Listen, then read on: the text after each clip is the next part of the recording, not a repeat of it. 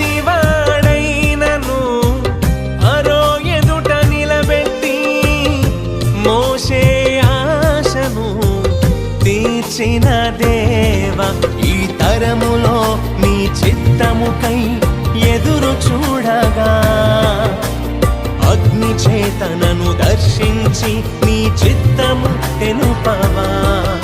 ఈ తరములో నీ చిత్తముకై ఎదురు చూడగా అగ్ని చేతనను దర్శించి నీ చిత్తము తెలుపవా. ఒక ఆశ ఉందయ్యా, నా కోరిక తీర్చయ్యా, మా మనవిను యేసయ్యా.